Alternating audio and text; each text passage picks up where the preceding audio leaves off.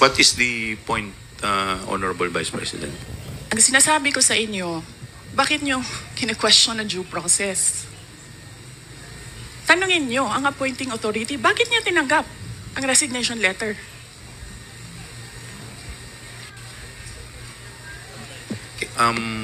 Madam Vice President, Yes, sir. we will, wala pa po tayo dun sa usapin na yun. Sa anong usapin, Later sir? later po sa binabanggit po ninyo. Sa anong Wala usap- pa po tayo sa period of interpellation.